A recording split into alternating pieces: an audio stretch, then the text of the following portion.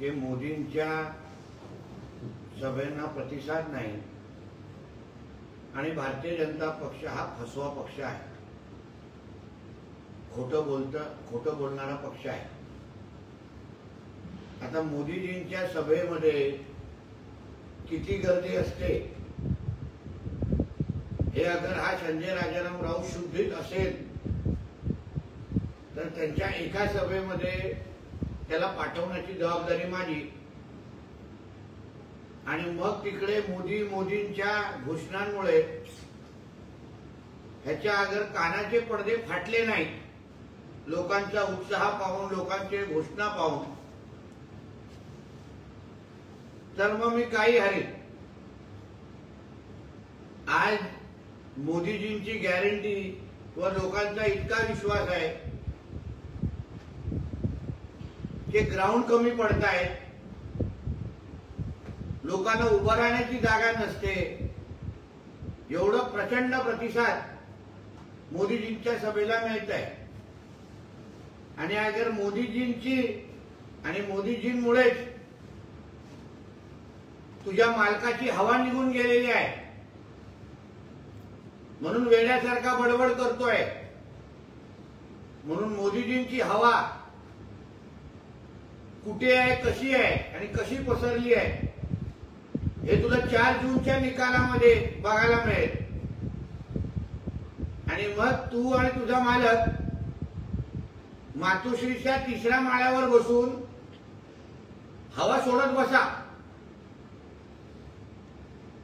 आणि खोटं बोलणारा पक्ष हा भारतीय जनता पक्ष आहे। तर मग संजय राजाराम राऊतनी मला श्रीमान योगी प्रतिष्ठान बद्दल थोडं खरं बोलावं, खरं सांगावं। ही जे श्रीमान योगी प्रतिष्ठान नावाची एक संस्था आहे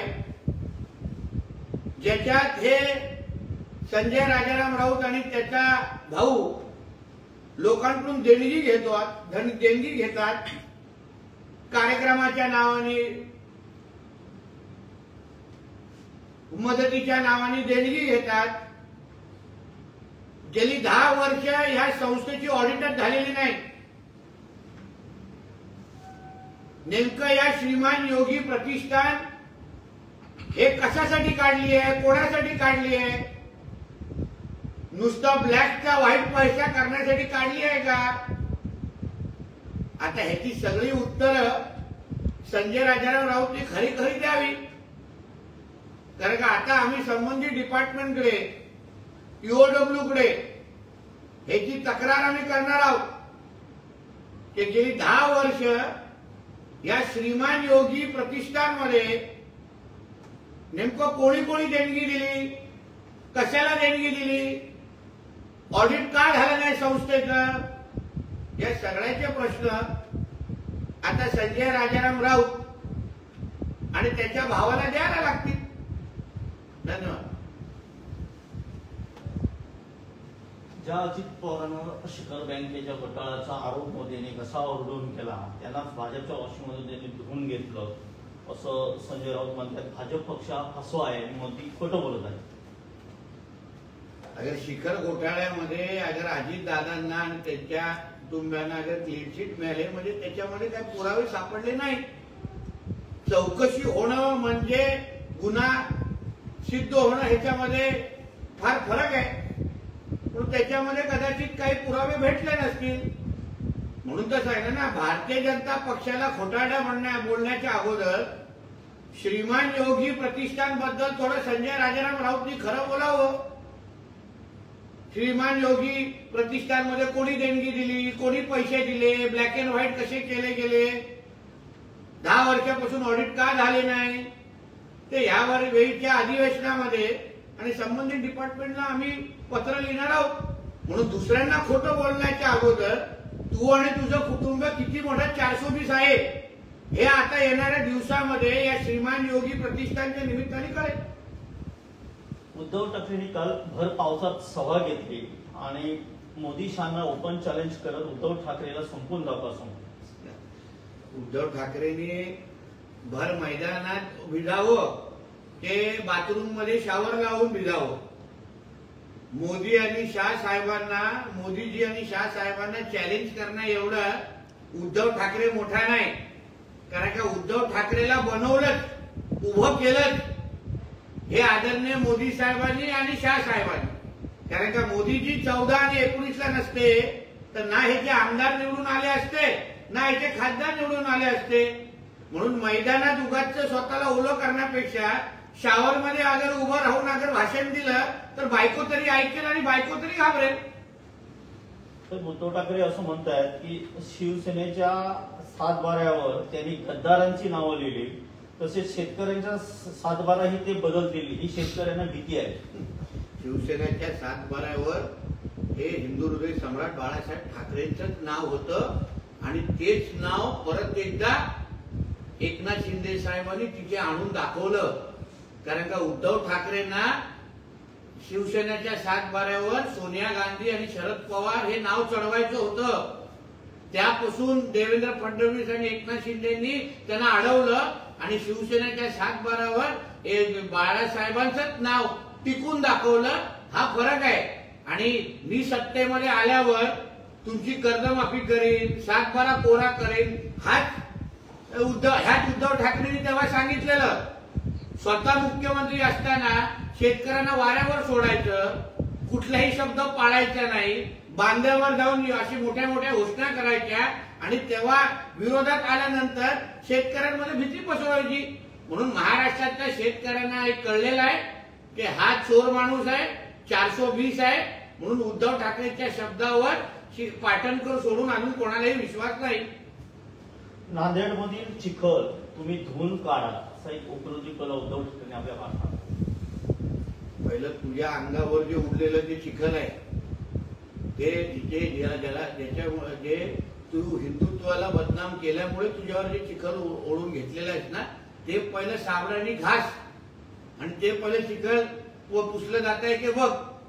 आणि नांदेडमध्ये तुम्ही कितीही चिखल ओरडा तरीही चिखलीकरांच्या नेतृत्वाखाली आणि अशोक चव्हाणजींच्या मार्गदर्शनाखाली तिथे परत एकदा कमलच फुलणार हे तुम्हाला 4 जूनला कळेल. काल परवापर्यंत दहशतवादी, दादागिरी करणारे नारायण राणे असं समीकरण मांडणारे दीपक केसरकर यांना एका रात्रीत राणी विकासाचे महामेरू असल्याचं स्वप्न पडलं असं विनायक राऊत म्हणतात. कारण काय राणे साहेबांच्या बद्दल एक चुकीची प्रतिमा तयार करण्याचं काम किंवा सुपारी ह्याच विनायक राऊतांनी घेतलेली होती. आणि जेव्हा त्याचं सत्य परिस्थिती जेव्हा दीपक केसरकरजींना आता कळलेलं आहे म्हणूनच ते राणे साहेबांचं कौतुक करताय. म्हणून विनायक राऊतांना जे कधीच कळणार नाही ते दीपक केसरकरांना योग्य वेळी कळलं. याबद्दल दीपक केसरकरांचं कौतुकच आहे. श्रद्धा आणि सबुरीचं प्रतीक असणाऱ्या साईबाबांची भक्ती करणाऱ्या दीपक केसरकर यांच्यावर एवढी आपत्ती येईल असं वाटलं नव्हतं. त्यांच्या कुंडलीत राहू बसला असून एक यज्ञ झाला असं वक्तव्य विनायक राऊत यांनी केलं. काय दीपक केसरकरजी आणि राणेसाहेब एकत्र आल्यामुळे विनायक राऊतांची रात्रीची झोप उडालेली आहे आणि त्याच्यामुळे वायफळ बडबड करायला लागलेला आहे. त्याला हे कळलं नाही कोकणाचे विकास करण्यापासून आता कोणीही थांबू शकणार नाही. कारण का हे सगळे कोकणाचे सुपुत्र मग राणेसाहेब, दीपक केसरकरजी, उदय सामंत, रवी चव्हाणजी, हे आमचे शेखर निकम सगळे हे कोकणाचे सुपुत्र आता एकत्र येऊन कोकणाचा विकास करणार आणि या विनायक राऊताला 4 जून नंतर हद्दपार करणार आहे.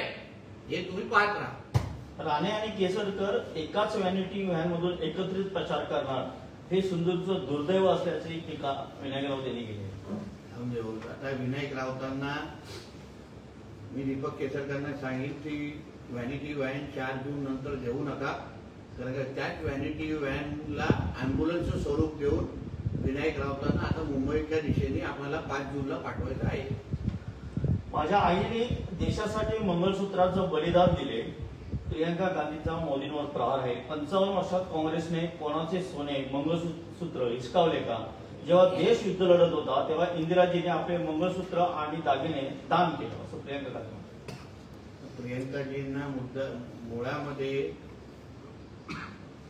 आमचे नरेंद्र मोदी साहेब काय बोलले हे कदाचित कळलं नसेल किंवा त्याला कोणी योग्य लिहून दिलं नसेल आणि वाचलेली ते स्क्रिप्ट नुसतं वाचून दाखवता येतात.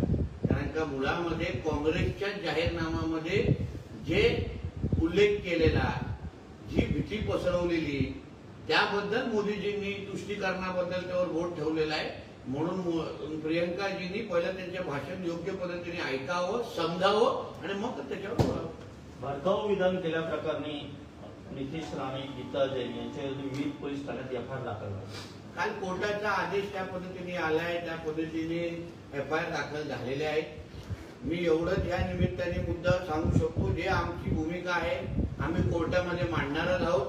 पण त्या सभेमध्ये जे आम्ही ज्याचा आम्ही उल्लेख केला, जे विषय मांडले, ज्याच्यामुळे हिंदू समाजाला मोठ्या प्रमाणामध्ये त्रास होतोय, हिंदू समाजाला पलायन करायला लागत आहे, त्या विषयाला पण पोलीस खात्याच्या माध्यमातून न्याय मिळाला पाहिजे ही आता आजही आमची मागणी आहे. म्हणून कितीही केसेस आमच्यावर टाकल्या तरीही आम्ही हिंदुत्वाचा आवाज उचलण्यापासून कमी होणार नाही, मागे हटणार नाही. उलट या सगळ्या आम्हाला जेवढा आम्हाला तुम्ही थांबवण्याचा प्रयत्न करा, तेवढ्याच ताकदीने आम्ही हिंदुत्वासाठी आमचा आवाज मोठा करू. अमित शहाच्या सभेच्या स्थळावरून बच्चू कडू आणि राणामध्ये झोपले आहे, कशा पद्धतीने त्याची माहिती घेतलेली नाही. माहिती घेतलं बोलू शकतो.